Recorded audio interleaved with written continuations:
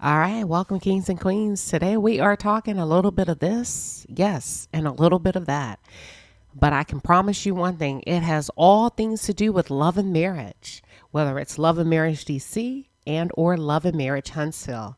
First things first, Monique Samuels have come out the gate swinging and has made a strong inference that she is not pleased with the producers of OWN Network.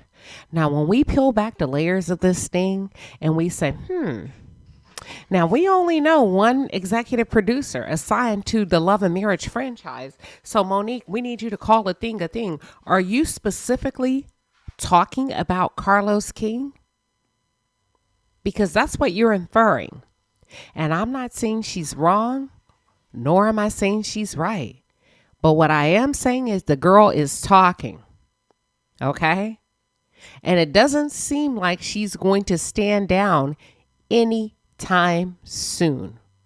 As a matter of fact, every time Monique gives commentary and or an interview regarding Love and Marriage DC, she gives us just a little bit more. Initially, when she came out regarding her decision to pull back, she said it was for contractual reasons. Now she's saying, get somebody else to do it. But before I get into that, y'all, Melody Shari, woo, girl, that's how you do it. That's how you kick open the door in 2023. Melody's got a man at home.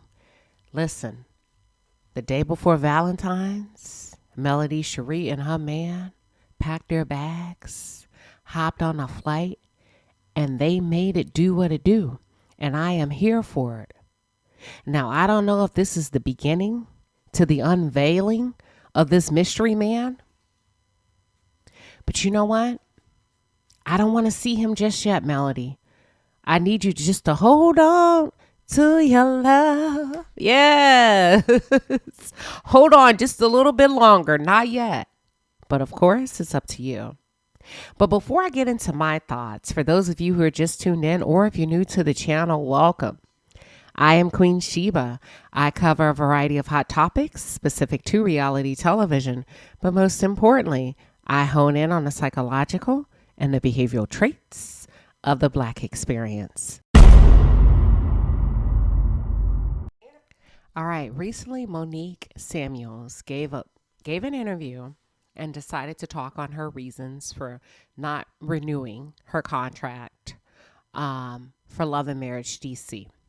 First things first, one of the things she said that she was able to learn from the process is like, wow, there were some cracks in the foundation of my marriage. There really were some cracks. So as I thought about that as a married woman, I couldn't help but to wonder if maybe Monique and Chris were so busy with other things that they were disconnected in the house that they couldn't see that prior to agreeing to go on to Love and Marriage DC. Typically, when you're connected as a married couple, you kind of have a feel for what you need to work on or areas that need improvement in the marriage.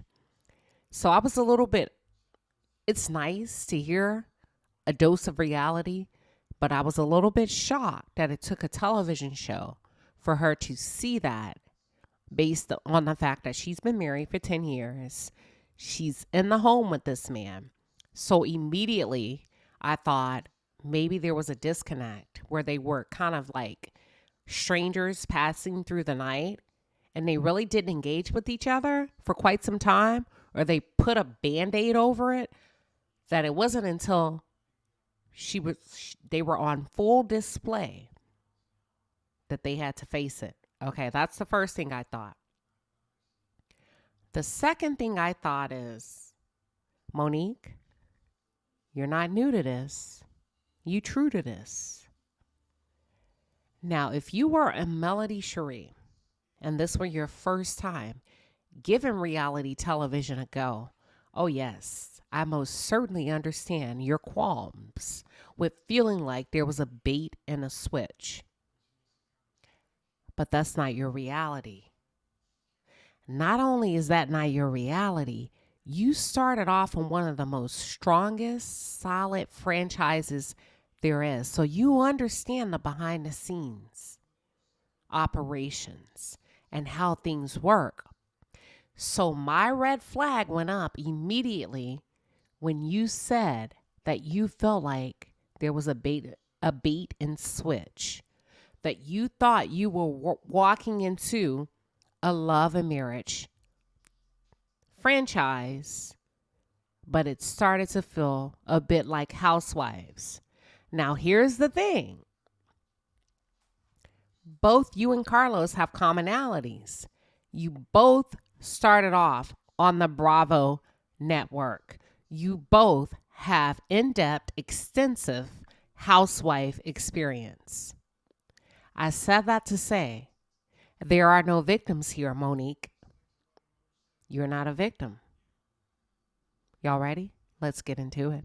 Initially, I was going to play the interview, but there's so many bloggers that have played it. So do your research. Feel free to do your research on Instagram, on YouTube, and then you'll have full access to the interview. Based on the way things are going and people reporting people's pages and trying to strike you for copyright claims, get somebody else to do it. I'm just going to try to paint a very depictive visual for you. So Monique goes into this interview to talk about how she felt duped. And I heard her out, and I'm not saying she's right or wrong. It's not that I agree or disagree, but there's a couple of things that I would like to put on the table. Monique, is it that you were taken advantage of, or y'all kind of took advantage of each other? Could it be that you and Carlos King were experienced enough to promise each other the world, and the both of you under-delivered, and the both of you came in with a personal agenda? Could it be? Could it be, Monique? Because like I said, you are not new to this. You are true to this. And if you were a Melody Shari, I could most certainly understand you feeling like, oh my, that's not what I signed up for. Let me run. And if anybody has a leg to stand on when it comes to that excuse, it really would be Melody. Okay? Because I felt like she didn't get what she signed up for. But that's neither here nor there. Back to you, Monique. That's just a question for you. Could it be that both you and Carlos King tricked each other and you didn't like the outcome? Second thing is, I feel like when it all came down to it, Carlos finessed you. But I think you both allegedly may have had a little bit of personal intent to finesse each other. You were going to sign up and your goal was to protect everything, all things Monique. And Carlos promised you the world, just like he did Melody Shari, and he was going to expose all things Monique.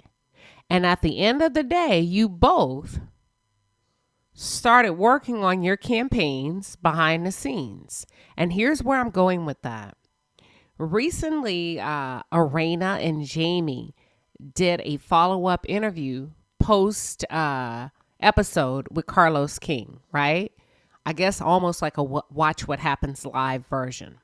So you know what? Let me back up. Is that what's going on, Carlos? Was your night show not renewed? And is that why you're now on YouTube having post episode reviews to mimic the Watch What Happens Live? That just occurred to me. Okay. All right. I got it. Okay. So anywho, while Carlos was talking with Arena and Jamie, Arena shared a bit of information. She shared that, listen, I was groomed during season 1.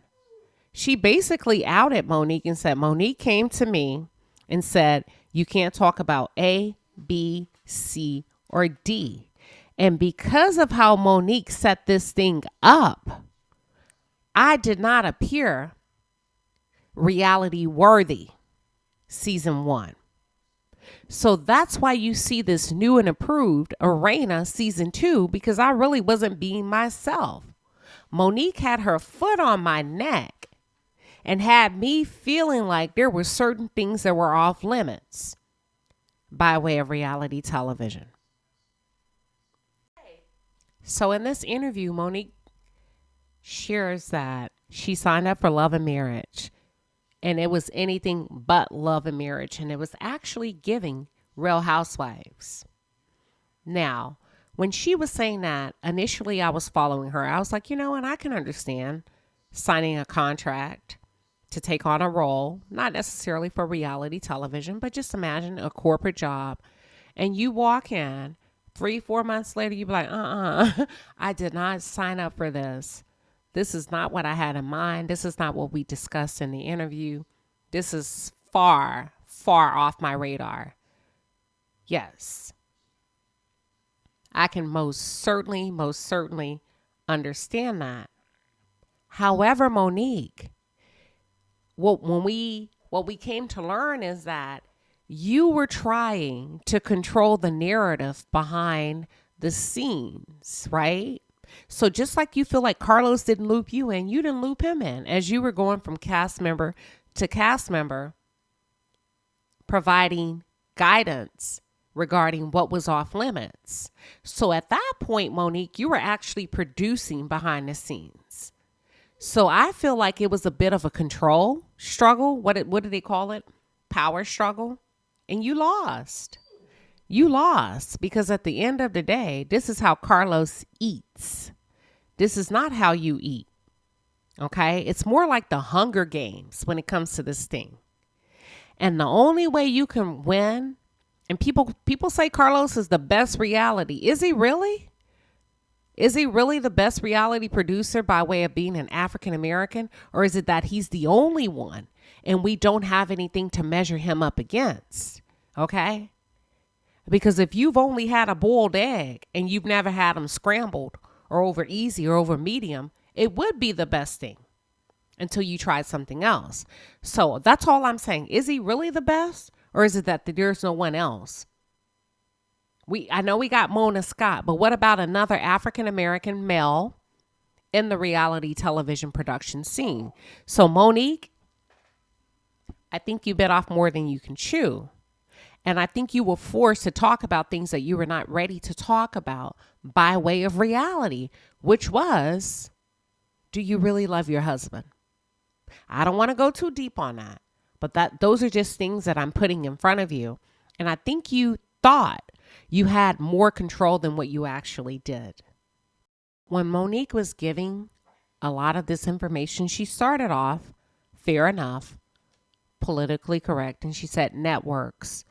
But y'all, I cut to the chase. I was like, girl, you're not talking about networks, because I think Bravo does a decent job with African-American women. I really do. Now, the women may take it there, but overall, I don't think Bravo is trying to tear down black women. I don't. That's not the feeling I get. Now, they could do a little bit better. There's a lot of opportunity for them to diversify the cast. But overall, they pay them. When we talk about pay equity, equal and fair pay, they do a hell of a job. Carlos, I've yet to see, you know what, now that I'm thinking about this, I've yet to see you send your cast members on trips like Bravo do. But anywho, that's neither here nor there. So Monique, I think you knew what you were walking into, but I think you thought that you were a little bit more sophisticated and experienced and that you would have your way. And I think at the end of the day, you were not happy with the outcome. That's what I think. My dogs are making noise in the background. Sorry about that. And Monique stated that networks, they're not interested in black love, black excellence, black anything positive. Did you do your research before you transition to Kingdom Reign? Girl, we've been saying that for quite some time regarding Love and Marriage Huntsville. You know, I always say, what makes you think you were different? We've been saying that for quite some time as viewers. We need you to do better, OWN Network. We need you to do better, Carlos King. So the moral of the story is, I don't think you were a victim or you were taken advantage of in this scenario, Monique. I think you wanted to control the narrative. I think there was a little bit of manipulation, or may have been a little bit of manipulation on both sides. I do feel like you were baited and switched, but I think you're savvy enough and you should have been able to read between the lines. I think you didn't talk through this enough between you and Chris, and you got caught slipping. And that's my verdict at the end of the day. I could be completely off, but what are your thoughts? Do you feel like Monique was duped, or do you feel like she got caught slipping? I'd love to hear.